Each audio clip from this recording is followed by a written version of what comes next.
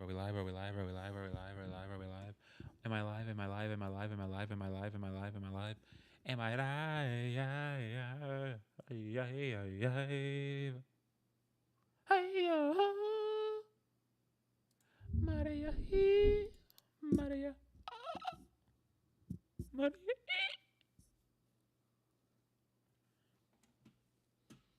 Mm-hmm. My channel. Am I live?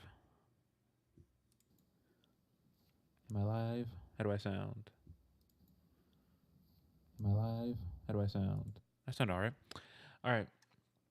So I turned off the stream because I couldn't. I wanted to start watching this while playing something. I can't do it while playing 2042. It uses too much resources on my PC. It lags the game and all that, and the internet. It lags the connection and stuff.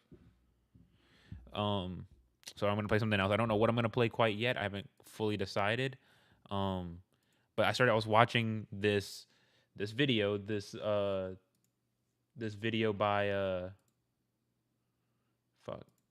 I was watching this video on Chud Logic's channel about where he's talking with this Brianna Wu chick about the Harry Potter game thing. Which, if anyone who doesn't know what that is, and it's like riling me up, and it's like, oh, I gotta talk about this. I'm having so much to say about it.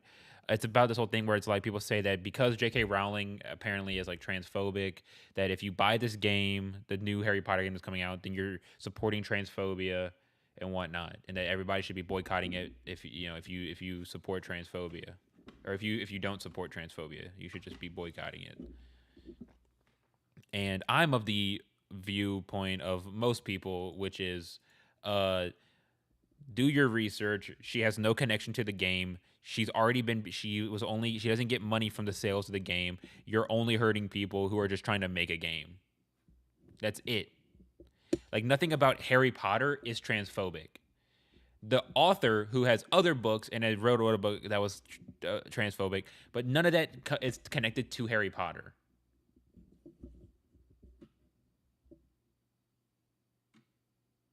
So stop being just stop being fucking like children, and just like be adults and understand that Harry Potter, it's not transphobic, and buying the game doesn't support transphobia. So now we're gonna It's very restart the shit. difficult to come at you with a sort of frustrated or angry energy because the way that you talk and put yourself across, it's very calm, very relaxed. But then you have little jabs here, jabs there. And then when it's pointed out to you, you just go, well, that's just how I feel about it. But you are like, you know, attacking, but just doing it in a calm way. Your engagement is very passive aggressive. Well, it's frustrating. like I It's said, frustrating to deal with, is what I'm saying. Okay, you're a very frustrating person to talk to. As pleasant as it is to talk to you, it's very frustrating to talk to you. Is what I'm trying to say. well, I'm sorry that you find it frustrating. Even I've that, enjoyed you're this. saying sorry. You're saying sorry to me. Like, what on earth is going on?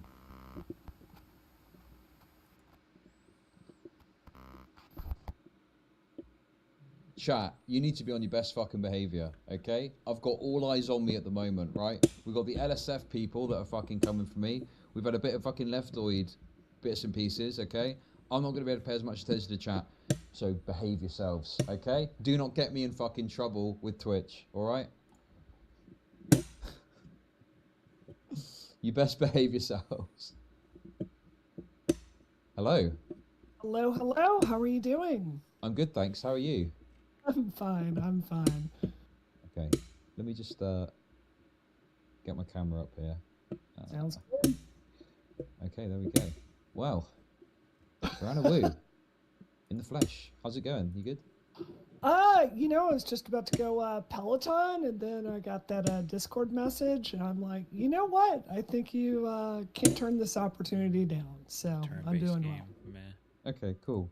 I note that my reputation precedes me. It seems that you've got some familiarity with my work, it would seem. So I mean, I'd love to talk about this on stream. The only thing I've ever seen from you was you going after Lav, which I fucking loved. Like, Okay. I watched all of Damn. that because Lav is awful, but we can Damn. let's talk about it on stream. That's surprising. I wouldn't have expected you to be a fan of the Lav, insults and whatnot. Why? She's horrible. She's Okay. horrible. She's the we'll talk about it. What are your problems with Lav? I think that she wraps herself in the robe of feminism, Oh wait, but doesn't it's season really 2 about for her MW2 come narcissism. start today or something like that? Doesn't And that I like? think it is Am I so wrong about that? damaging and transparent and sad. And I just think she's not a very good person to come down to it. That's interesting. Well, you've played a blinder here because now it's very difficult for me to be like angry at you because you paid me a compliment straight away. That is a very But good it's maneuver, and don't think I haven't noticed it, okay? Because I have. yeah, it's not a maneuver. It's the only videos I've seen of yours is of, I know your reputation on Twitter, which you know it is what it is. But God. I saw this video of you going after Lav, and don't get me wrong, I thought you said some stuff that was crossed over into sexism. But she's a No. terrible person. So there it is. It was tactical sexism, but I understand where you're coming from, okay? 100%. Okay, cool. So I'm watching your kind of discussion. I think the thing is we've obviously got a disagreement about this whole thing. We can disagree. I think the biggest issue that I've got in terms of how you're describing it is this idea that it's people kind of just asking. They're just nicely asking to boycott the game. And I agree that there's certainly people on the other side that are kind of excessive in how they're saying they're going to buy 1 billion copies of the game. But I think there's a real like browbeating that's occurring that goes beyond. Yeah, and like the people who are saying like, "Oh, I'm gonna buy a fuck ton of copies of the game." It's not because like they're legitimately transphobic. It's because they're just not with this whole like, "Oh, you're transphobic if you buy this game that has no connection to this person that's transphobic." It's like, it's so dumb that people just are instinctively gonna try to go as far anti that as they can, which just in this situation would be buying more copies because you're telling them that it's bad to buy any copies. Beyond just nice, asking nicely. It's kind of like, you're transphobic if you buy the game. You're a bad person if you buy the game. I think you yourself have said that you would look down on someone that buys the game. Please do not support the upcoming Hogwarts Legacy Okay, it's game. not till 15. Friends. Oh my god, I saw this TikTok with this dude, and oh my god, I fucking hated it. It was so fucking cringe. Don't buy the Hogwarts. It's directly supporting transphobia and blah, blah, blah. It's like, how? He like they can never give an actual reason as to how. Colleagues, cohorts, the whole lot of you, I'm asking you very sincerely, please do not stream it. Don't make YouTube videos about it. Don't buy it, and don't bloody pre-order it. The reason being is that you may not be aware that by supporting this title, you are essentially aligning yourself with some really heinous transphobic values. You're not. So you're not. My exact statement is it was a test. It was a character test, and some people were about to fail that test. And I stand by that statement. I do think that's you would, because you're an idiot. If you've had your consciousness raised and you're aware of the issues, something I talked about on stream.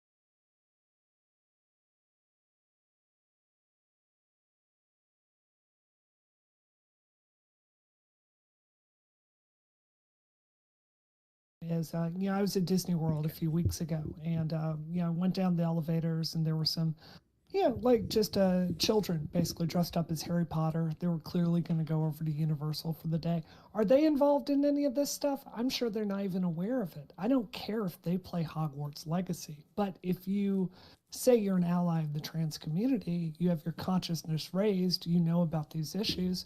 I do think it's a character test in my view. Yeah, but it's not, though, because it has something to do with transphobia. It's fucking Harry Potter. It's Harry fucking Potter. It has not, like, unless you could point to something in Harry Potter that is transphobic, then this whole thing about being mad at Harry Potter because of the author, like, has zero grounds and is just dumb. I mean, it's really dumb either way, because like it's just dumb. It's just dumb, and there's like no way, there's no like workaround for it to like become not dumb. It is just inherently dumb. It's just dumb. Let me check my food real quick again. It wasn't quite done.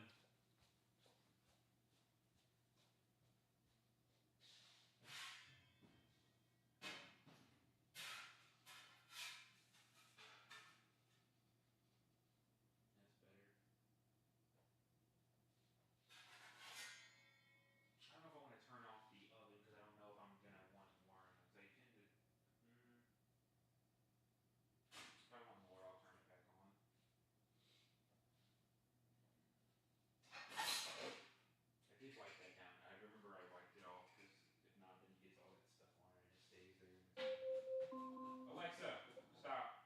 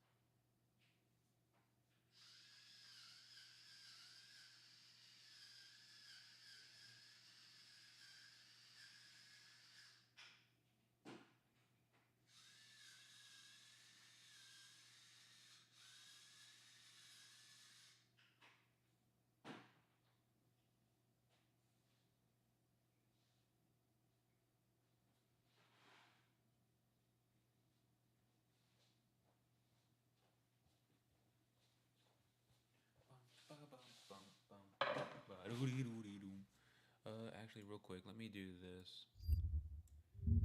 There we go.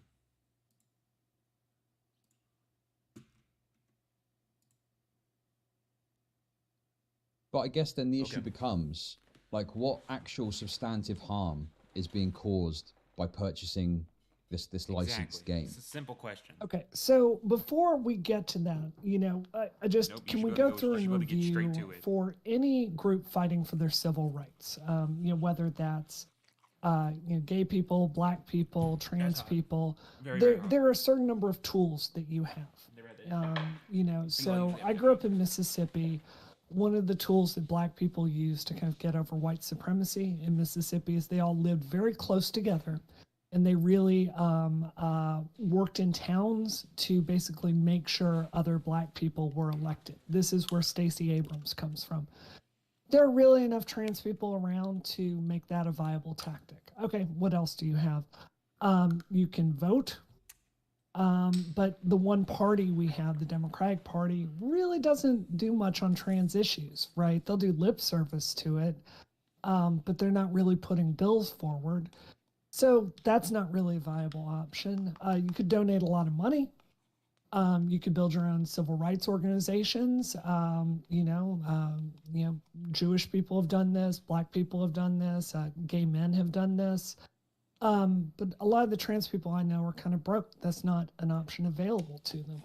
So 'cause they I spend too much think, time online complaining about unfortunately, shit instead of actually it just- really gives the trans They complain community about a not very being handed shit limited instead set of of just going out and tools working for to shit. push back and fight for that agenda. And I think, unfortunately, one of the biggest ones is social media. So I think that this boycott is one of the few places where there's any kind of ability to fight back against the 200 anti-trans bills that have been proposed in the last year and a half in the United States. Okay, I mean, it sounds like what you're saying is that there aren't effective political tools in your view that can actually be utilized. So we're going to do something that, in my opinion, is pretty useless, which is just bleat on social media about our issues. So I agree with you. This is a bad fight, a bad framing, and if I could wave my magic wand, it's not a fight I think I would choose to have. I'm a political professional. I run a national Don't seem super like it. PAC for progressive people. We worked for $250,000 in the Nina Turner race, right? This is, I can just tell you as a professional, this is a bad fight to have. Yeah, It's 'cause it's also fucking not one dumb. the trans community chose to have. Like J.K. Rowling is the aggressor here. It is absolutely one that the trans community chose to have.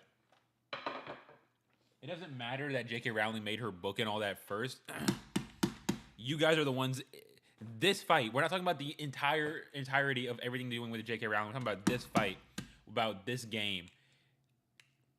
The LGBT blah blah blah blah community absolutely chose this fight because it was well known as soon as the game was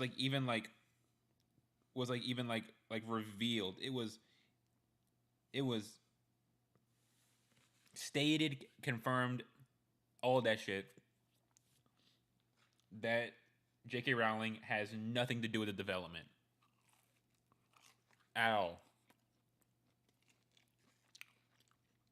They paid her for the license, but she has nothing to do with the development of the game.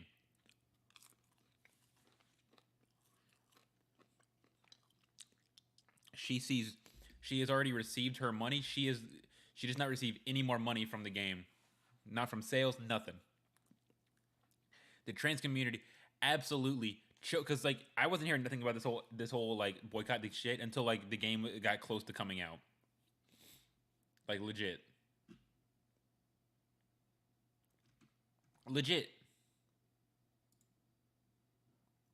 So like they absolutely chose to have this fight. Absolutely.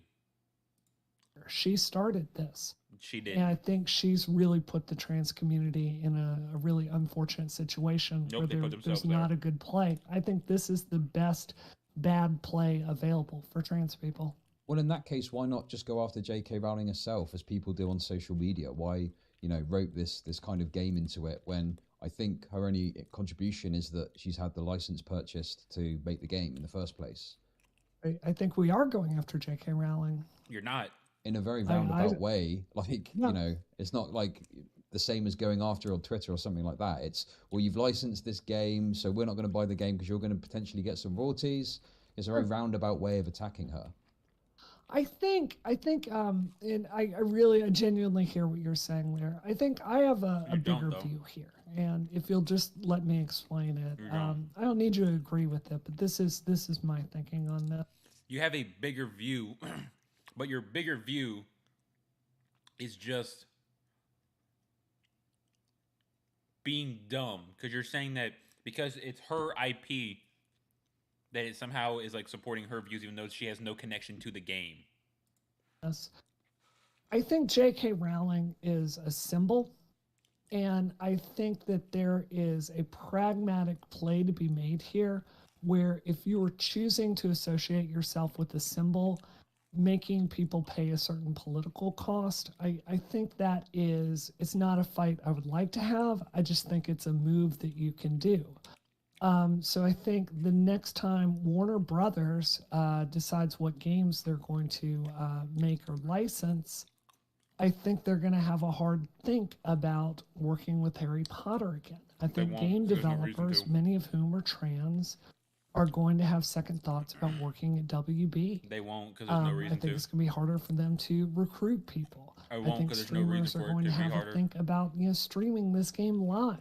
And if they do stream it, they're going to have to, if they present themselves as allies to trans people, I think they're going to have to, at least make some concessions there. I think you're overstating. I think that the boycott has backfired. I think that, it's brought more attention to the game, if anything. And I just don't think it's going to have this negative impact that you're saying it's going to. So I think this is, shooting themselves in the foot in some ways, this kind of online trans community has by making such a big deal about this. And sure. kind of I don't disagree with you there. It could completely backfire. I think, but I really try not to talk about Gamergate because it's just, is not one want to be known for. But for me, Gamergate was very similar in the sense it was a losing battle to get involved with, right? But women had kind of been in this situation in the game industry for 30 years. They really where weren't. we just kind of let sexism wash over, and we're not saying anything about the working conditions that we faced. Every single woman I know that was involved in Gamergate paid an extremely heavy price. I don't work in the game industry anymore, but if you look at the outcome of having that very caustic fight, if you look at IGN, there are many more women reporters today. If you look at GameSpot, hang on a there are second. more women reporters. Yeah, go ahead.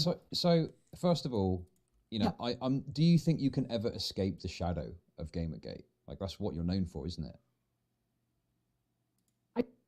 I think it's always going to be something, on my Wikipedia. I think I can make a decision of how much I make it part of my public persona, if that makes sense to you. Like, I'm working on different problems these days, if that makes sense to you. Yeah, okay. Yeah, just to come back to the point, it was a very difficult fight, but it did have positive impacts in the game industry. Look at the number of games these days that have women protagonists. Look at the number of women that are being hired. It's not nominally different than it was before. There was already plenty of games being made with female protagonists before. Arguably one of the most Bayonetta. And of course, they'd argue that it's not a good female protagonist, even though she's a great female protagonist. Just because a character is sexual doesn't mean that they're not good. I don't know when Gamergate was, so I can't say if Horizon was before or after. Resident Evil 3 isn't that one of the most isn't that one of the fan? I'm not a fan. I'm not a Resident Evil guy, but isn't it Resident Evil 3 that has the chick that you play as when you're being chased by the guy?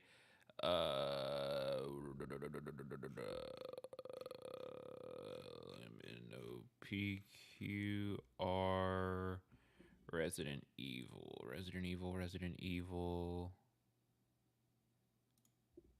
Yeah, her. Was it Jill Valentine or whatever?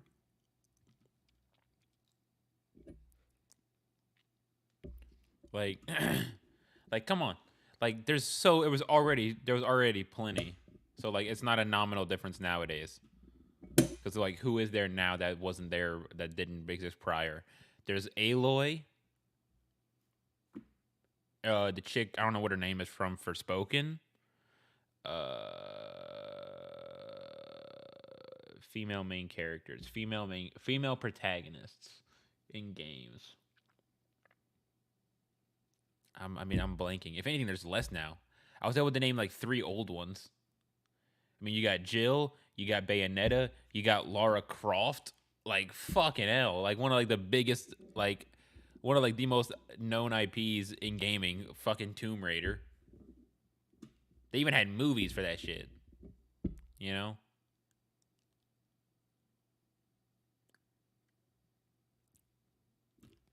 But, yeah. Studios. We're not going women, more women hired in studios, and it's and up the ranks as quickly as we should, but there's more. I don't think this has to do. I don't think that has anything to do with the Gamergate movement. I think it just has to do with we're just as a society, women are now getting more into games and more into technology as a profession. It's just a natural movement. I think it has something to do with Gamergate. An effort out there to diversify game studios, which is good in my. Well, if that's the case, let's have a Gamergate 2, and we'll have more positive impacts off the back of it, right? Yeah, I wouldn't recommend that. But it's not like feminists started Gamergate either. You kind of reacted to a really horrible situation, right? You started it. So I got involved with it because my friends were getting bullied out of jobs. Sure, I don't want to sidetrack into have a massive meta conversation about Gamergate. Yes, great. I think though that I'm not a Gamergate guy. I was never I thought it was a bit cringe, some of the stuff that was happening. However, I do think that there was fundamentally a core point on the other side of the argument that's often missed. And I think there's some people that did have a level of concern with, you know, ethics Yep. and those extremities. But I'm sure you'd admit there's some people that did have a concern of the ethical questions of games journalism and, you know, pay for play reviews and stuff like that, right? There is actually a friend of mine who's a mod on the Gamergate subreddit on Kotaku in Action. He and I have had many conversations on the phone. He's somebody that went into journalism for a career. He genuinely did want to talk about ethics in game journalism, and I know him well enough to do that. He's not a feminist. He's not really sympathetic for, you know, my point of view, but he's a good person. Nobody should so be. I wholly agree with that. Sure. So I just want to go back to a question I asked earlier because I don't really feel you answered it. So what specific harm is caused by purchasing the Harry Potter game? So I think that trans people have asked, I think that they've asked the wider gaming community to stand with them in a dark moment. And I think the decision to... But what is the dark moment? What is the harm? Like, she's not answering the question. not stand with them in this moment basically weakens any kind of sense of solidarity.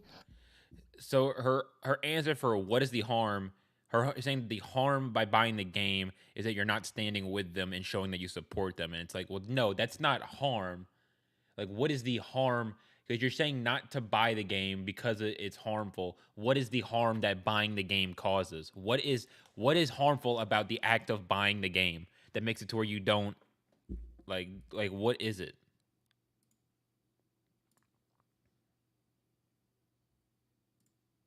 In the gaming industry, with the trans, yeah, I think we would agree is under a unique level of legislative attack right now. So basically, it is saying, I think it's a stance of the gaming industry saying we don't stand with trans people. I think that is the damage. Except that the game has nothing to do with trans people. The game is not transphobic. Harry Potter is not transphobic. So the harm is people are going to be upset. No, I think yes, that it weakens that is exactly the it. amount of. I think there's psychological harm for being upset. For trans people. Yeah, people being upset. That's being upset, isn't it? That's not. No, it's not. Yeah, it is. I mean, so that's exactly like saying, you know, if somebody in like Mississippi, I grew up in Mississippi, right? There's a really great sense in Mississippi that it's like saying you're under attack and that's just all that it's about. Like it's about more than that, right? It's not about being then what upset. is that It's more? about feeling that all you're describing is just being power is upset. diminishing, right? There's a very real feeling of that. That's being feeling being upset. Yeah, I'm struggling to see this as anything beyond essentially people's feelings being hurt. And I just think that if we're gonna, you know, say to people, I think less of you for purchasing the game, we ought to be able to point to a more substantive harm that's being caused for engaging in, you know, that particular action. And I just don't feel that there's enough there. I think saying, hey, I'm not going to buy the game because J.K. Rowling's a transphobe and I don't want to support that is okay. But I feel like there's this real browbeating that's occurring that just isn't justified, particularly when you seem unable to point to anything substantive, you know, or material. I feel that the amount of power that transgender people have is not something that is unimportant, right? I think the solidarity with the transgender community, I think that translates into people voting. I think that translates into who gets hired in the game industry. I think that translates into, you know, if people out there see trans people thriving and being heard and those concerns being treated seriously, that means that, you know, younger kids that may feel gender dysphoria, they're going to feel more brave about, you know, finding out who they are and pursuing that with a medical professional. I don't think this is a minor thing. I think this is absolutely a minor thing. And this is all over some people deciding not to buy a video game. You think people are going to look to this and step forward as a trans person and all this stuff? It just sounds a bit delusional.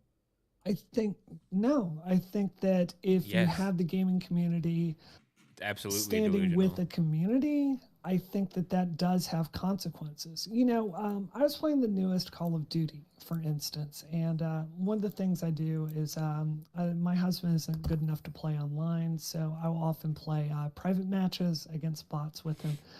One of the things I noticed with this version of Call of Duty with bots is they have the kill logos at the bottom, and part of them are gay pride flags, and part of them are trans pride flags, right? They specifically coded it so that was the flags of some of the bots. It's a minor gesture, but I can tell you as a game designer what is behind that. It's thinking we're trying to signal to the community that, you know, if We're someone cringe. kills you and they have this gamer tag, like, don't get mad. This is just a normal thing. These people are part of our community. It's just normalizing and making people feel welcome. In the case of Call of Duty, that's good business, right? Like the Not more really. people you sell games to, the bigger your pie. It's preachy, and we're not I playing. mean- We're not buying the games to get preached to. We're buying Sure, the games but to. then you're have fun. introducing a cynicism on the part of the business in doing that. But then Sure. you're also suggesting that they're doing it for the right reasons. It I seems you think were it's saying. both. I think it's both. I think Right, that the okay. game developers that work there genuinely feel that way. I mean, I know trans friends that work on the Call of Duty team, but I think there's a business case as well. It's you know, aligned incentives basically. Yeah, I mean, I am much more cynically minded than you, and I would just have assumed that, you know, it's the business kind of decision to put that sort of thing in there to appeal to that demographic. Like, for example, in one of the Call of Duties, he had, like, you know, it could be male, female, and non-binary. Sure. And that seemed to be, you know, either I a gesture gotta towards tell that you, community, dude. or it's bait. It's bait for these you know, YouTubers that then make tons of content about, oh, it's gone Right. woke now, right? So, okay, so I did for a second, I'm going to admit, for Cold War, I was like, I don't think we were talking about non-binary stuff during the Reagan administration, but I can Yeah, tell you you weren't. genuinely, as a former game developer, I know people on these teams, this is how it works. Games reflect the opinions of the people that make them, right? Which is cringe. It So shouldn't. you've definitely got people that identify as non-binary on that team, and they're having a design And that's meeting, on them. and they're saying, "I would like to see this represented." Look at women in Forza. Oh, no. I know you probably didn't notice this, but for Forza Forever, you could only drive as a male avatar, and then I think it was Boo-hoo. in It's a Forza it's a Horizon driving 3, game. I believe. They It's a added driving women game. drivers, right? That didn't happen serendipitously. There was a woman on the team that said, "Hey, this would be cool. We could include everyone else here." And it hurts no one. It just expands the pie. So I think you're being far too cynical there. Sure, No, I you're being just, far you know, too cringe. it seems like pretty blatant commodification of like minority identities. It seems pretty explicitly to be that. I'm Why? very skeptical. Well, because I just don't see, you know, the idea that there's a trans person working there and they say, I want this to be included, and they include it for that reason. I just am very cynical about that series of events occurring, and I think it's What much evidence do you have that backs up that position? I mean, I've just told you that, you know, I think it's what evidence? unquestionable there are a lot of trans people that make video games. Well, hang like on, you said game- women's rights, yeah. and you're saying this is Sure. unquestionable, right? I mean, I'm sure that trans people work at these companies, but that Yeah. doesn't necessarily mean that they have a big say in what happens, and that the things that they want to happen aren't then invoked in a cynical, you know, commodification-focused way, right? I think it's aligned incentives. I think that I don't think it's cynical. In my experience in the game industry with a lot of the white dudes that Bro, work we get there it. You were in the we get it. You were in the is- game. I think you can I think shut the most fuck up people about would it agree now. that the game industry is a place that has some real issues with sexism. My experience Not has really. been that most of the men there want to do the right thing. They're just not really sure how sometimes. And if someone brings you a good plan, I think if it doesn't hurt other mission objectives, I think more often than not, they're likely to implement that. So, But if it hurts yeah. mission objectives, Sure. so there could be things that are suggested that would be the right, correct, progressive thing to do, and they're not Right. going to do it because it would harm the product or harm the company, right? Right. So Uh, they're only or going to maybe implement the it's things to- that are going to benefit them, making it a cynical commodification decision rather than doing the right thing. or it may be too technically expensive from an engineering perspective to rewrite something or redo something. I think that's something occasionally the progressive community will ask for a change, and I'll be thinking about as a game developer point of view. I'll be like, oh, I think you don't understand how much work that would be. It just seems like the company is implementing things when it suits them for a progressive kind of line, but then if it's too much effort or too much money, they're going to say no. So functionally, it exhibits as a cynical move to. That's how every game feature is made. That's how everything in a game is decided. It's what are your priorities, how much buy-in can you get from the team. I mean, it's the engineering cost. That's everything. I mean, when I was a game developer, one of the first things I learned is you set bronze, gold, and silver tiers. And, you know, the bronze things are the things you must have to ship the game. Then if you can get to silver, those are those like things at the bottom. Gold are the things, it would be really nice. This would be some great polish. Like a good example, the fish that are in Commander Shepard's cabin in Mass Effect. You know, that's not something you need to ship that game. It's just a nice environmental detail, right? So I just think it's like one of those nice spices that makes a game a little bit better. But these companies are just putting in the easiest to implement ideas that cost them essentially nothing. And if there's anything substantive that would needed to be done, you know, it would take development time, money. I cannot imagine that they are going to, you know, spend time and effort to implement that. It's just going to be the easy stuff that placates these employees and allows them to present it as more of a progressive product, right? That's what it seems like. Can you give me an example of what something that would be a really expensive feature to implement? What would something like that be for you? Well, the thing is, you know, you're the person that's saying there's these trans people that are suggesting these ideas. So, sure. I mean, you know, I don't know what they're asking for, but there's, you know, it seems that they're asking for like a little flag, and they'll implement the flag, and they'll ask for, you know, the non-binary identity, and implement the non-binary identity because that's simple and it's easy. Yeah. I mean, is there more that they're asking for? Because that seems very little to actually include in the game. I think that really kind of, I think that's kind of the point here. It doesn't take much to make the trans community happy in a game. So the trans community is happy with having a non-binary identity in the Call of Duty game? I can't speak to that. I'm not the person to ask about non-binary stuff, but I think that generally speaking, you know, having trans representation in games is good. I don't know, how do trans people feel about, say, Poison in Street Fighter? I know there was a whole discussion about her being sexualized, but or Bridget, like in Guilty Gear. I mean, I don't know. I tell you, okay, I mean, even though it feels like you're trying to get me to explain your position, I do have an idea of what you could do. You could have a main character in a AAA video game title that is trans, okay? And that is core to the story, that is core to everything.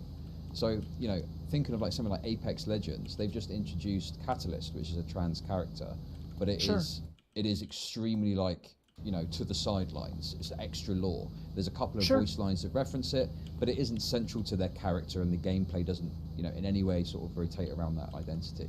So, you know, I cannot imagine a AAA game publisher is going to authorize or allow a trans character in a like a AAA game, right?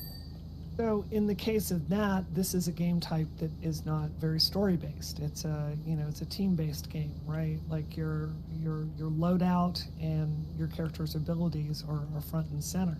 That sounds like exactly the way it should be done. I mean, I couldn't tell you the backstory for any character in that game, right? I would say I think the game industry overall, this isn't really exclusive to trans people. I think it's also true for gay people and women, that I think there's a real problem with writing marginalized characters in a way that feels true and is done well. I think as you say, sometimes it's done in a way that feels like pandering, or at least it does to me.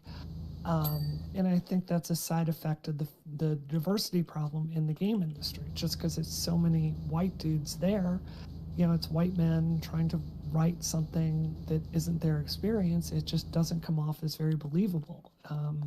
So I agree with you. I think it can be pandering at times. Okay. Like the most popular female characters So, were written by going men. back to kind of the original And thing, I guess. the like ones I say, that were I written feel by like we're women still are like widely regarded as around like the edges super on it, but cringy.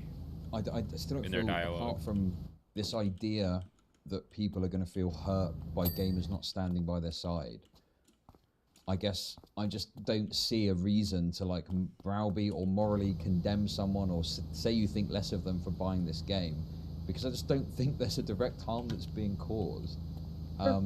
You know, I just don't see it, I guess. I don't know. think that's where our difference of opinion is. Like you, Yeah, he thinks that in he your knows view, if I'm he's, saying this he doesn't see correctly, he doesn't see the you harm, don't and you think can't that, provide that's what the harm is. Solidarity and giving political cachet to the trans community.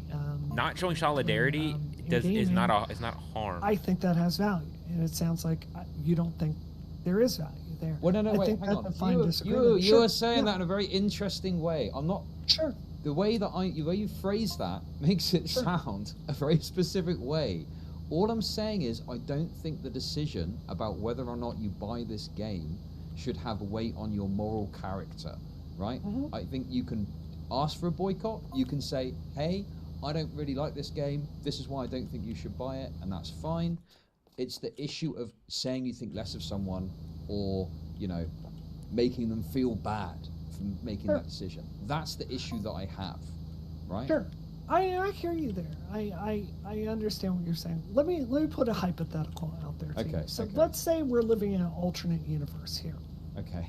And Harvey Weinstein did not go to jail for any of the things that he did. He was still in charge of Miramax, and a new Miramax film came forward, and survivors of sexual abuse were asking you to boycott that film. Do you think that would be a moral failing for someone to not stand I can answer this with easily. that community I buy there? 20 Yeah. tickets. Sure. You would. Okay. For me, I would hear that, and I would respect it, and I would stand with that community.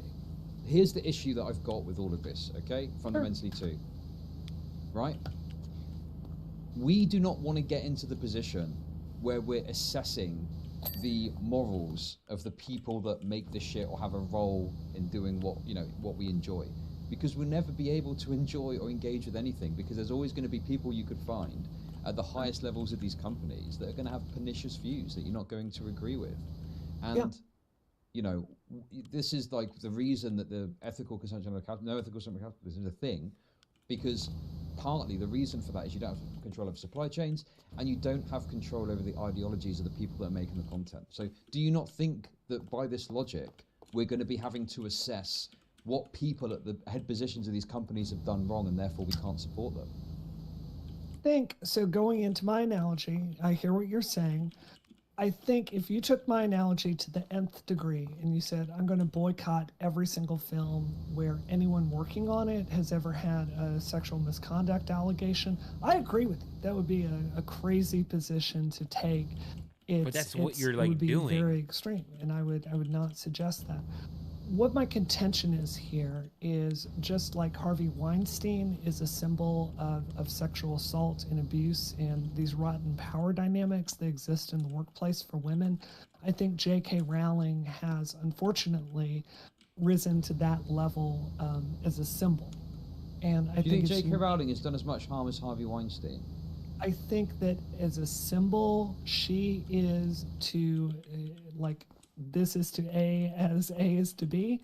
I think she. Harvey Weinstein raped people, right? Like, he's literally. I'm not saying it's the same. I'm saying. But you are. The symbol of sexual assault. If you're asking me to pick someone that's the person that stands for that the most, it's Harvey Weinstein. I'm saying in the world today, if you're thinking about who is the poster child for transphobia, I think it's J.K. Rowling. That doesn't mean she's done the most harm. I just think she's the most widely known public figure that kind of personifies that. I guess the other issue I've got with this too is you talk about the Miramax thing. Sure. Do you think that people select or know to that level that they're going to know this is a Miramax film, because normally it's about direct. Yeah, so there could be a situation, you know, much like the Nestle thing. Well, I've got some disagreements there, but you could be in the theater and it's a Miramax film you didn't realize, and I think you could easily consume that content without knowing that, right? Yeah. So if you have, as I said earlier, if you haven't had your consciousness raised on this situation, I don't have a problem with that, right? It's to people that understand it. The point of a boycott is to get political power, right? Is to get solidarity. You know, I think it's to try rally the troops, basically. And, you know, as I said earlier, I think the trans community has so few tools available to them. Like, if you said to me today, like, Brianna, what would be your preferred way to get political power for trans people in the United States? It would not be this boycott. I would love to see someone raise, you know, a few $100 million and build a true transgender civil rights organization in the United States. Trans people have Lambda legal, and that's just about it. You know, you really need to be building something at the scale of HRC to be able to push back on these bills. This is not the preferred way to fight. I just don't see there being enough interest by cis people to fund something like that. I mean, it just goes back to kind of my perspective earlier, which is it feels like we don't have access to these tools which we know are more effective. So we're going to engage in something which, in my opinion, not only is ineffective, but also might be detrimental, self-detrimental. Like, you know, do you think that there's a positive impression on the calls for boycotting that have come out of, like, the online trans community? I think that, you know, Kevels had a video out a while ago that I really, really, really agreed with, and she was talking about genderqueers online. And I think that the trans community on Twitter is very frequently a poor spokesperson for trans issues. Now, the reason I think that is I think a lot of trans people are living in trauma, right? They're in the middle of transition, they're poor, they're younger. I think if you look and know people that are 10 years out from transition, they don't act that way, right? So I think that the trans community on Twitter has been a very poor vehicle to express these opinions. You know, part of why I'm here today is I'm trying to be a more thoughtful, reasonable, you know, even-tempered proponent of this view, and I think that's sorely lacking. And I think that one of the very first priorities of the trans movement really should be setting up some sort of apparatus to let the media ask questions to put out white papers, to, you know, to basically have a public face, because Twitter is not serving anyone well. The problem I've got, because, you know, I feel like sometimes you're saying something in a calm way, but the message behind it, I don't know if you realize, like, how egregious it sounds, but you're saying, like, you would think less of someone for buying a game. Like, that is a moral condemnation of the person, right? I think that that's a hard question. You know, I think it's one not. of my It's an incredibly easy weaknesses question as a to person, answer. and I It's an think incredibly this easy question. Comes from. I think it comes. It's from really not two even a question. factors. It's more I think like I a came from statement, because very that is conservative objectively what you're family, doing. And I think I didn't become a liberal until I was in my 20s, and I also think that. You know, for me, I've been sober for 20 years, and one of the reasons I was able to get sober is I kind of fall into some black and white thinking sometimes. It's like you're either clean or you're not. You're doing the right thing, you're not. You're working out today or you're not. And I would fully admit this is something I know about myself, that I do occasionally fall into that kind of black and white thinking, which is where that tweet came from. Yeah, if you want to have a discussion, then maybe there's a more nuanced position to take there. I'm open to that. But I do believe at the end of the day, you are the decisions you make. You are the standards that you hold yourself to. You know, I try to hold myself to high standards and frequently fail in my life. And I would hope for many people out there, when it comes to standing with the trans community, they would want to hold themselves to high standards too. I think there's just I just don't perceive people's consumption within reason. I mean, if they've got a bunch of slaves at their house, obviously that's different. But you know, I just don't think one's consumption choices say that much about them, because they're so far removed from the production. I mean, the concept itself of, you know, they purchased rights from someone who's like a bad person. Like, people are so far removed from that conception, you know. Sure. And even if they've got some insight into it, I just don't see how you can say you think less of someone. You can disagree with them. You can say, you know, I don't think you should buy the game. I disagree with you, obviously. Especially when also you've got this position about the Nestle boycott. Nestle have inarguably done more harm than J.K. Rowling has in the world. And you're saying, well, it would be too hard to avoid Nestle products. So, you know, why bother with that? I didn't say why bother with that. I try to avoid it when I can. I'm saying I think there's a difference in buying a luxury good and trying to avoid buying, you know, feed formula for your baby. I think but other companies make formula that you can easily avoid it if you want to, right? Sure. I mean, again, I try to personally. It's not about that. It's about their use of water rights and some of the things they've done on that. It just seemed like in the panel you seemed quite dismissive of the idea of like avoiding Nestle products. But yeah, okay. I hope I didn't come off as dismissive with that. You know, I consider Erudite a friend, and I would never want to minimize her point of view on that. I consider her as friend, so I just want to respectfully disagree here. I think the Nestle situation is Don't respectfully disagree. drastically different for multiple reasons. Go hard. Nestle, there's the water rights issue, there's the transnational issue, there's the fact that, you know, they have a monopoly over so many consumer goods. It makes it truly difficult to escape Nestle, no matter. No, it doesn't. Not at all. And I hope you can hear me here. I genuinely hear where you're coming from. It doesn't sound ill-reasoned. I don't think you have ill intent here. I mean, I really do hear where you're saying. I think there's a valid argument for it. And just because I don't share it doesn't mean I think you're a bad person for feeling that way. You know, one of the things I learned running for Congress is, you know, it really changed my personality, because I went from someone whose politics were mostly stated online to having to go out there and talk in the real world to people. Yeah, I estimate I had like over 30,000 conversations with strangers as I was running for office. It really, really, really made me aware that people of good faith can look at situations and come to different conclusions on things. And it gave me personally a lot more, I'm a lot more willing to kind of agree to disagree with some of my more conservative people in my life over some things. And I think that's something all of us could do a lot better at. Okay, yeah, no. People are saying that you're buttering me up. I'm not sure what you'd be I'm not buttering you up. Honest. I'm not. But hey, yeah. You want to find something to scream about? We can do that, but I don't.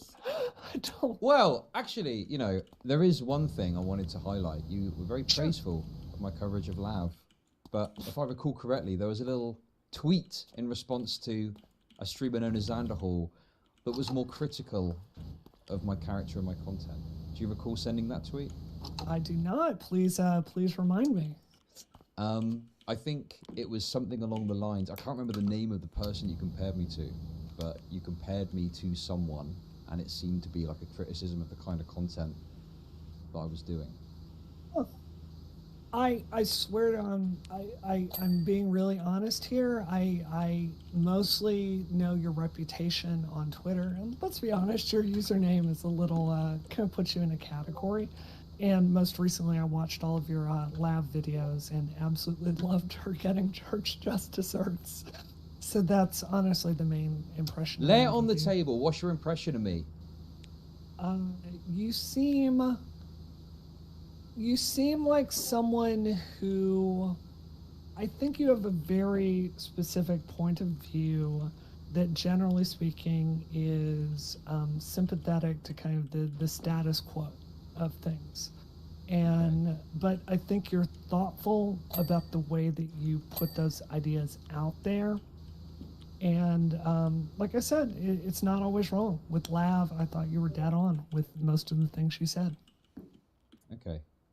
It feels like in this conversation you're going out of your way to be very kind of intellectually generous and kind, I would even say. But when I wasn't This looking is my before, real personality, man. I'm not bullshitting. But when I This wasn't is looking really before, you how were I am. typing, this chud guy, I tell you, I don't know, it just feels a bit, like you're trying to placate me in some way. That's what it feels like. No, I'm trying to be Yeah. an adult in the conversation. Okay. Yeah, For but this, being an because, adult would be like, not as I said, I think it's been a lot of condemning screaming someone online, and I for don't buying think a it's video been, game without helpful being for able to give anything. any actual reason as Well, to how buying that I'm video gonna be game honest, I harms was hoping anyone. we could have a more fractious conversation. I'm disappointed. I'm sure that the Gamergate type friends I've got, like Short Fat Otaku, are going to be very disappointed in this interaction. So yeah, you haven't really given me an opportunity to kick off. I'll just look like Maybe a it's schizo if possible I we do. just don't disagree that widely on this issue, man. I mean, we agree it's a non-optimal battlefield for the trans community to fight on. I strongly It's agree with completely that. dog shit and stupid. I think our difference of opinion is over. Like, we agree that this may or may not be effective. I think that we agree that it's impossible to avoid any kind of consumer consumption of things that are problematic. I think our contention is, I think it's over the course of action that we are choosing to do with the information. I think we agree on the fundamentals here. Well, I don't have an issue with the boycott in and of itself. You can boycott Right. anything at any point, at any time, right? I think it's the way that it's invoked and done is very important. And, I just think very fundamentally, I don't like the idea of browbeating people for making like the wrong consumption choices. I think there's a better way to go about it. And I think the way it's been engaged in has kind of turned people off and, Yeah. it's a, shooting yourself in the foot situation, I guess, is my Yeah. final position on it. And I think I'll say it again. I agree with you that trans Twitter is the worst possible spokesperson for trans issues.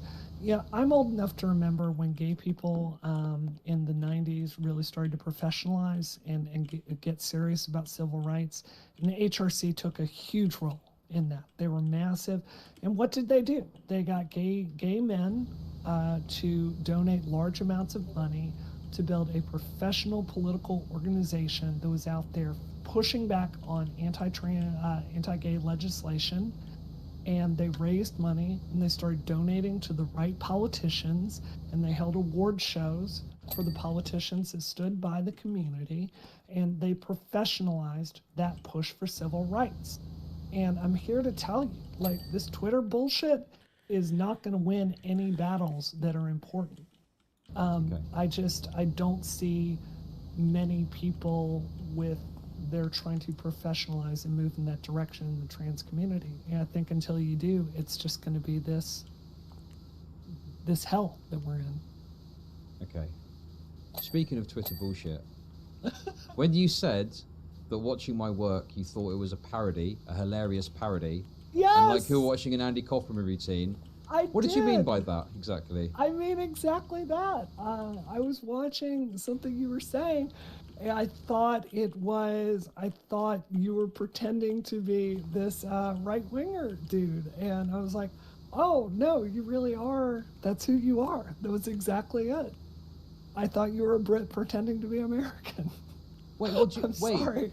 No, hang on a minute. What did you mean by the Andy Kaufman routine pretending to be a right-winger? I'm not a right-winger, by the way, just to be clear. I know. But Okay. you sometimes align with some politics that I think are a bit reactionary. Okay. Like what?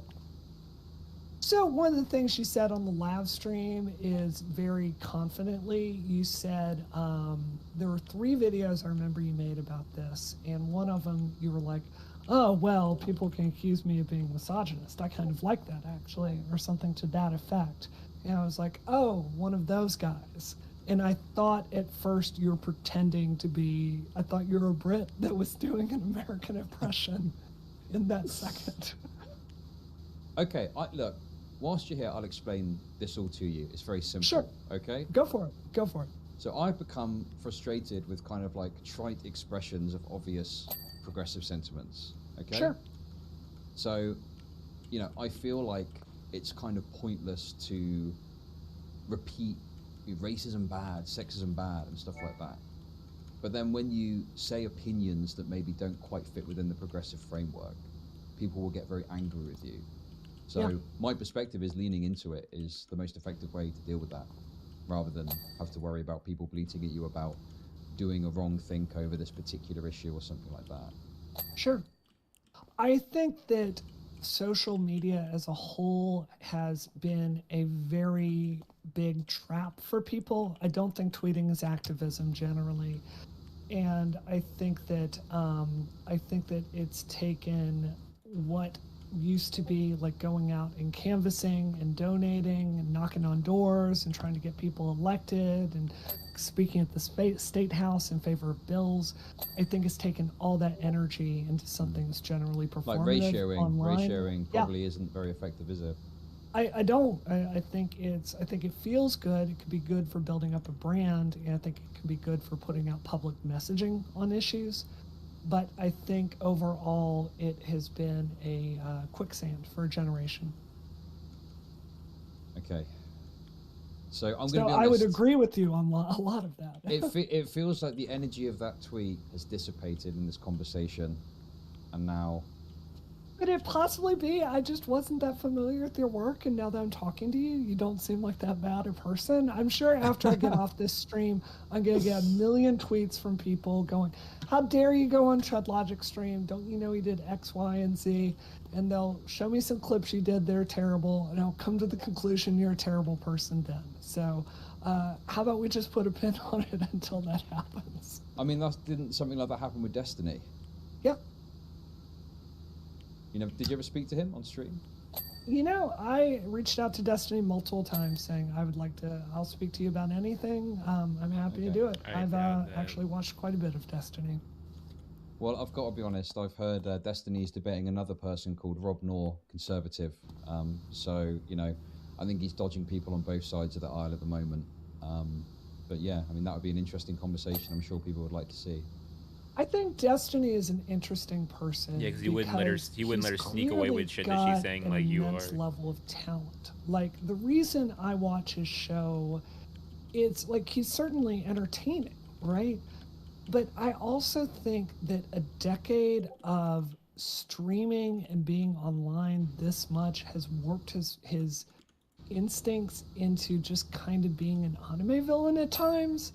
Like he anime? just Did acts she like just a say child anime? sometimes. And it's entertaining. He really to doesn't act watch, like a but, child. Like,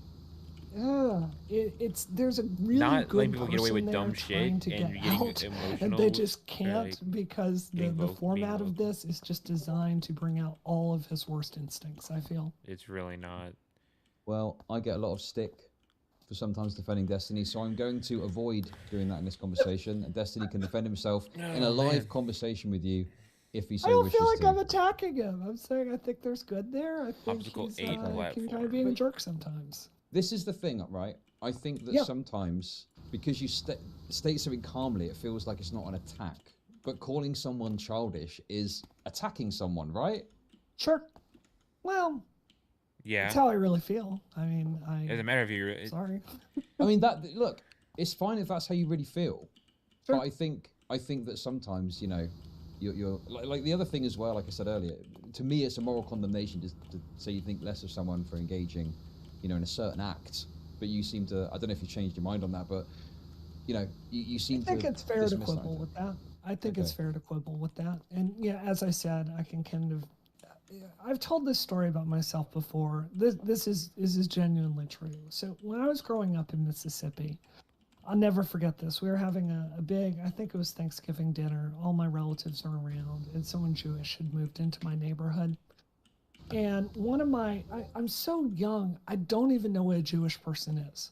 Like, I'm literally that young. And someone starts going into all this nonsense about having someone this Jewish in the neighborhood. And I remember sitting there And I'm looking at the adults, and no one says anything in that moment. And I can just tell it's wrong what's going on. And the adults didn't say anything. And that's a pattern I saw over and over in Mississippi growing up, like basically terrible racist things happening and just people sitting it out. When to me, it's a very moral decision to stand up and do what's right in that situation. It's just how I'm built psychologically. I'm not saying it's right always. You've got a lot of stories, haven't you? You've got a lot of stories about things. I do. Okay. There's one thing that you're missing, though. No, there's just one thing that you're missing. Yes. Who asked? Trying to get my point across effectively. Okay. Okay, look. I just feel like it's very difficult to come at you with a sort of frustrated or angry energy, because the way that you talk and put yourself across, it's very calm, very relaxed. But then you have little jabs here, jabs there. And then when it's pointed out to you, you just go, well, that's just how I feel about it. But you are like, you know, attacking, but just doing it in a calm way, right? Well, I feel like you're doing the same thing to some degree, so... Well, yeah, because, you know, this is getting very meta, but obviously, you know, I want to get a bit spicy with you, right? But it's difficult because if I am angry or shout at you, I look crazy because of how calm you are. It's very like, your engagement is very passive-aggressive, and I'm trying to find opportunities to be aggressive, right? Okay. Well, it's frustrating. like It's frustrating to deal with, is what I'm saying, okay? You're a very frustrating person to talk to. As pleasant as it is to talk to you, it's very frustrating to talk to you, is what I'm trying to say. Well, I'm sorry that you find it frustrating. Even you're saying sorry. You're saying sorry to me. Like, what on earth is going on? Jesus Christ. Is this the future that liberals want? You know what, Chud Logic? You are the worst person on earth. I can't stand you.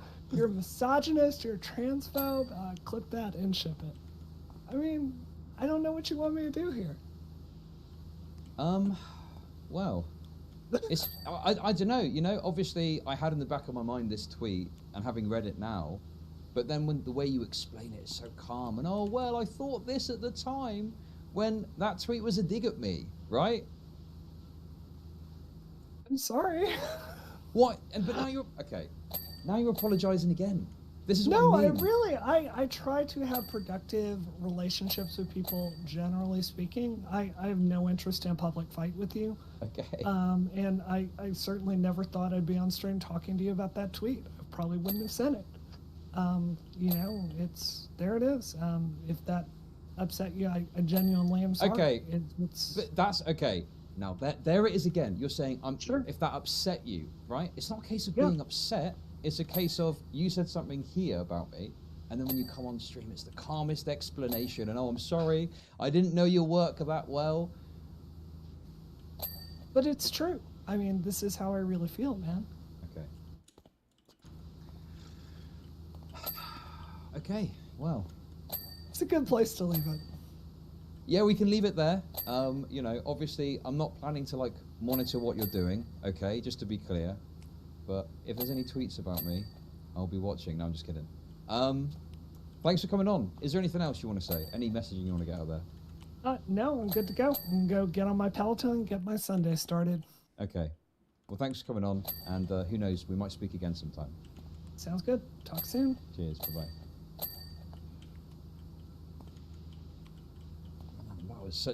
That was such a frustrating conversation, because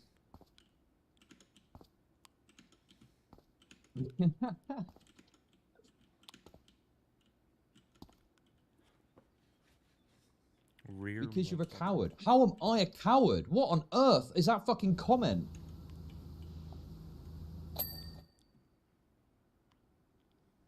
What the fuck am I supposed to do? If I start fucking shouting at her, I look insane. I look crazy. You've got to match the energy of the person that you're talking to.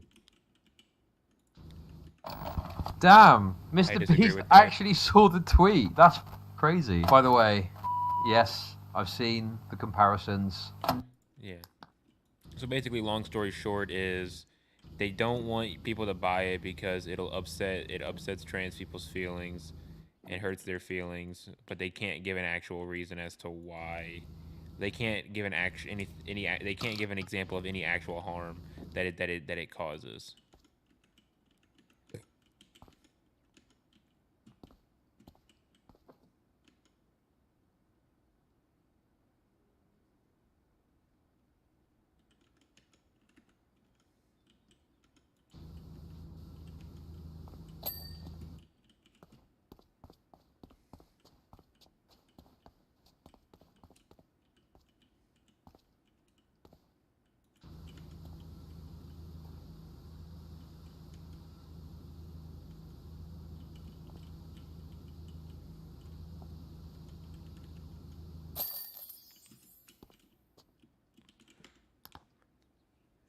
That crazy. It's so weird how like this happens and then everyone just falls into line with the same take. So the concept of poor people existing will always remain, and a sort of necessity for him to make his content. And they go into you know, then that film.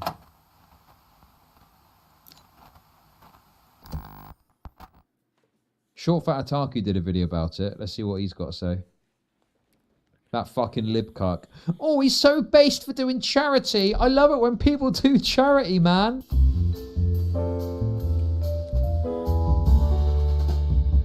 Oh boy, it's time for the Mr. Beast discourse, because I don't value my remaining brain cells enough, apparently. On January 28th, 2023, Mr. Beast, a YouTuber with 131 million subs, in case you don't know who he is, put out this video, 1,000 blind people see for the first time. And look at the thumbnails, man. It works. It obviously works, but it's like, look at this. 154 million views, 104 million views, 72 million views. It works. But look at the thumbnail, look at this. Who he is, put out this video, 1,000 blind people see for the first time. And this video is exactly what the title describes. Mr. Beast found 1,000 blind people with a specific type of blindness that can be cured by extracting the clouded natural lens of the eye and replacing it with an artificial lens. The video is full of feel-good moments that you'd expect to see from this sort of thing, punctuated with that highly energetic effects and editing that Zoomer humor is known for. Mr. Beast often blows a ton of money on his videos, sometimes by giving away exorbitant prizes, sometimes by going on extravagant trips. What's this? I wish I'd keep this off camera, but you guys have exposed me in the past, you know, and I thought I'd just show my true self on the Tiny Meat Gang. So you really are evil Mr. Beast? Oh, 100%. Oh, fuck poor people. I wish I'd keep this off camera.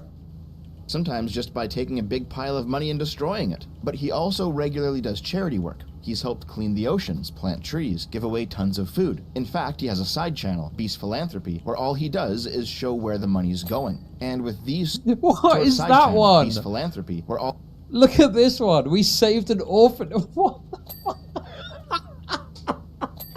A lot of the videos are the thumbnails are pretty funny. Look at these thumbnails, man. This is madness. The face, the YouTube thumbnail face. All he does is show where the money's going. And with these sort of view counts, where a few million hits is considered a failure on the main channel, he's absolutely got truckloads of money coming in from AdSense. Mr. Beast has gone on record multiple times in tons of interviews stating that all the charity work he does is his way of giving back. But despite all of Mr. Beast's previous philanthropy, this time the curing 1,000 cases of blindness video, the leftoids on Twitter decided to lash out about it. Normally, Lance... Yeah, this is my point as well. Like, Mr. Beast has done this for ages. Like, why now? Why all of a sudden? I guess it just someone noticed it and it got noticed and talked about and it picked up. But this is like Mr. Beast's MO for fucking ages. Like, he's done this forever. Like, why now all of a sudden we're super mad at Mr. Beast? Has enough cancerous tumors strangling his brain stem that a coherent thought can't actually make it from his mind down to his fingertips and keyboard, but he did finally manage to pull it off a couple days ago, going viral with this garbage take. People are honestly praising Mr. Beast yet again. The guy does poverty tourism for cash. If he pays a person's medical bills lottery style without informing anyone with his platform that it's fucked he needs to do that, he's just profiting off of his ability to do. So, were people Was this a thing? Were people praising Mr. Beast? I didn't see this original praise if it happened. I just thought it was a normal thing. He released his video. People, you know, did people even talk about it?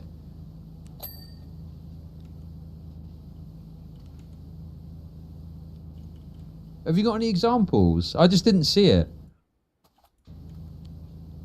Also, why defend Mr. Beast? Who gives a shit either way? I mean, I'm not... Well, I don't... Like I say, I don't think Mr. Beast is just a bit of like a cringe YouTube guy. I just don't understand where all this discourse has come from. I'm just trying to figure out where did it start. Without informing anyone with this platform that it's fucked that he needs to do that. So what, you should do the video and turn around to the camera and go, and just remember, guys, charity is not the right way. The state should be doing all of this. Maybe there was some discourse on Twitter too. I don't know. Do so. Oh, hey, what makes this take exceptionally retarded is that hours before, Mr. Beast did exactly this. I don't understand why curable blindness is a thing. Why don't governments step in and help? Even if you're thinking purely from a financial standpoint, it's hard to see how they don't get a return on investment on taxes from people being able to work again. Oh, damn. Lance got so much backlash for his stupidity that he actually caught the eye of Mr. Beast, who replied... Damn, Mr. Beast actually saw the tweet. That's fucking crazy. And he clapped back, as they say. I guess, you know, my thing is, what should Mr. Beast do? Like, should he just not do it at all? Should he, like, make it clearer? Should he say more in his videos? The thing is, right, I feel like a lot of the time, I am a very, like, you know, if someone is complaining or criticizing something, I'm thinking, well, what should the other thing to do be? And in the case of Mr. Beast, if you're saying that he's not, like, what is it? Does he need to just talk about it more in his videos? Do you have a fundamental problem with what he does and he shouldn't do it at all? More systemic critique? Sure, I mean, okay, I mean, I guess you could say, yeah, maybe do more videos about it, but then you're basically, your complaint is you don't have the right politics, or you're not expressing your politics in the right way, right?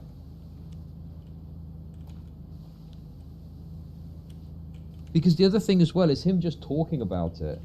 Like, surely you would need to actually engage in some more direct kind of advocate. Like, I feel like this is an extension of the idea that just talking about politics online is sufficient, and that's what you need to do. Because if Mr. Beast started talking about politics, you know,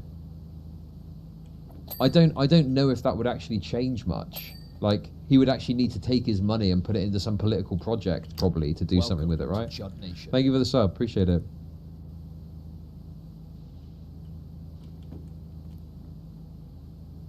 To him with, it did raise awareness and get tons of people talking. Also, what profits? The average Mr. Beast video lost... What about the tens of thousands of people he didn't help?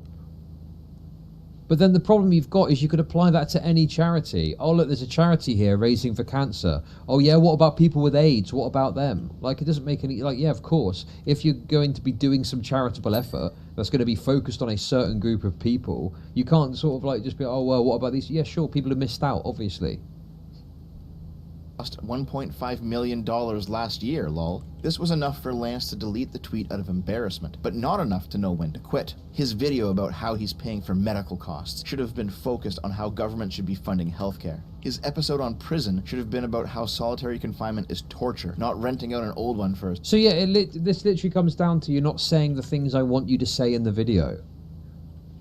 Like, why don't you just go and what? It feels like what this is, and this is a common thing you see, of people seeing someone build a massive platform with a certain technique, and then once they've built the platform, it's, well, you should leverage that platform that you've built for my political views and ends. Like, Mr. Beast's channel, he's built the channel doing what he's doing. Why should he then pivot to, like, doing hardcore political content when that's what his channel is built on? That's what his whole thing is. If you want to watch content about how solitary confinement is torture, just type into YouTube, solitary confinement is torture, and the video is going to be there. It just feels like people want to leverage Mr. Beast's audience for their own political ends, which just seems crazy to me. I just think that's silly. Friends for the lulz. Wait, are you literally just mad he's not doing politics videos? Basing the episode in solitary confinement or renting in an old prison to see how long your friends can last in it is political. Because the content is inherently political. Well, if the content is inherently political, why doesn't he just turn it into right-wing content then? Why does it have to be left-wing perspectives? Why can't he just do a video saying, well, I've queued 1,000 people for blindness, but you fuckers need to get off your ass and get healthcare if you want to get covered, because no one else is going to do it for you. Why does it have to be explicitly a left-wing message? It could be a right-wing message, surely. Doesn't make any sense what you're saying.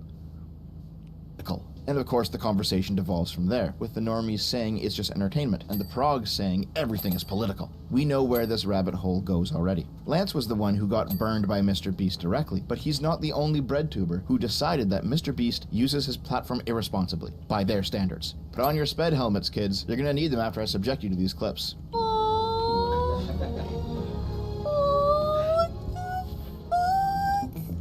You watch this video and go, oh, how cute and how nice. I watched the video and I'm filled with rage.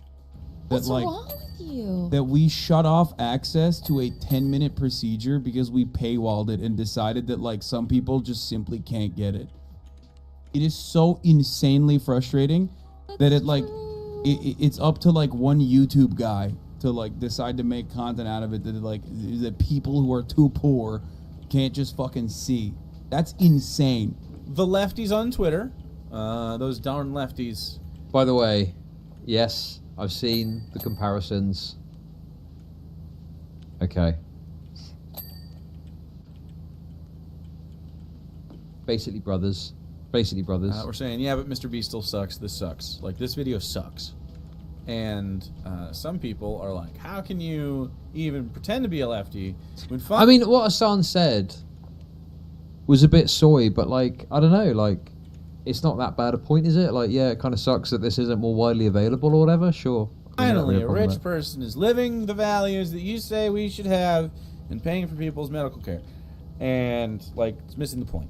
We're seeing people's health care be used as, like, clout harvest, as, like, virtue signaling, as content.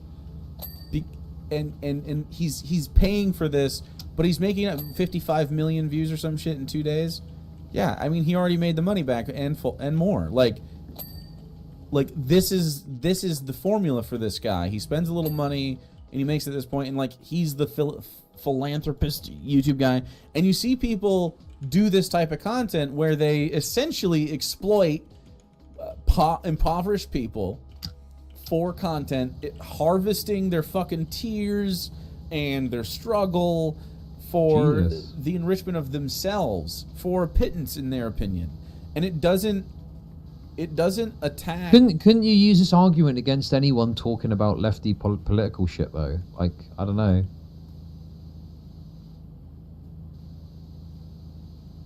This just seems like a criticism you could levy at anyone that ever makes a buck off of talking about people's like bad situations and stuff. And you know, I think the difference as well is like Mr. Beast actually cured those people's blindness. You know, just talking about it doesn't really do much of anything, does it? How much conversation has there been about universal healthcare in America, and it's not come to pass? Like, clearly something else is needed to get that across, you know, to get that across the line, right? Yeah, the central like problem, like he still participates in all of this. Like, this video could be used as like explicit political action, and he could still do this, and it would start to be better. And like, I can hear like the liberal being like, that's not what it's about. It's like wholesome content and stuff. And I'm like, I know. And there's a fundamental problem with us viewing this interaction as a wholesome one. This is disgusting. There is a air of disingenuousness that hangs over Mr. Beast videos, where it feels as though the fact that he is making profit off of showcasing the it's so weird how like this happens and then everyone just falls into line with the same take. Boom, boom, boom, boom, boom, boom, boom, boom, boom, boom, boom. It's crazy. Everyone's got the same take on this now. It's so weird. Yeah, it's like the bot shit, right? I don't even like Mr. Beast. I think it's all, you know, I think I've watched, like, I watched 30 seconds of his video about if you keep your hand on a plane, you keep it. And I switched it off and I was like, who the fuck watches this? And that was it. But now we're like super invested in this criticism of Mr. Beast when it just seems like, what's the point? Like, what's the reason for criticizing him? What are we trying to achieve? Just seems so pointless. It's just more meat for the discourse engine than, you know, the discourse stomach. That's all it is, really. But people will present it as if it's like substantively gonna like do anything. It's just fucking discourse shit, isn't it? The struggles of poor people, it feels as though this is a rich person getting rich off of the struggles of poor people, and while yes, he is helping them, he is at the end of the day not solving the poor people problem. So the concept of poor people existing will always remain a sort of necessity for him to make his content and for him to make his profit. And so he has a business model off of monetizing poor people, and while yes, he is making those individuals feel better, have better lives, he is still monetizing poor people, and he needs there to be poor people, and thus, as he has in the past, he will continue to defend capitalism, because there needs to be capitalism. There doesn't need to be capitalism for there to be poor people, but as long as there is capitalism, then there will be poor people. Here's an example of a really big difference, okay? Gee, why is everyone having... What's going on? Is it everyone just giving the same basic take? It's about critiquing the response to the video. You're saying it's not about criticizing Mr. Beast? Okay, you're saying that as I'm watching streamers criticize Mr. Beast, though. You realise that, don't you? You realise that I'm literally, as we speak, watching a video of people criticizing Mr. Beast. The ways in which people who have wealth socially legitimize that wealth. So, for example, back 1,000 years ago, if you were like a king or a queen or a emperor, or even just a very, very wealthy merchant, there was usually a kind of imagined, often divine self-justification to power that people held. The thing is like, you know, I am not like a big charity stan. I'm a very selfish person, and all I care about is putting money in my own pocket. Okay? So let's get that clear straight away. I do not give a single fuck about some poor person crying or whatever. Yeah, good luck to you. Godspeed. Maybe get a bit of the Sigma grind set. I don't know what to tell you. I think, though, in seriousness, charity is, in our society, a way that the state often, or, you know, it's a kind of surreptitiously offloads responsibility. A bunch of shit they should probably do ends up in the hands of, like, private charities and shit. And that's pretty fucked up, right? It's not something that I think it's pretty fucking fringe, if you ask me. But in terms of the person doing the charity, it's like, well, they're doing the best that they think they can with the resources that they've got to try and get a better result in the world. I don't think I can really take issue with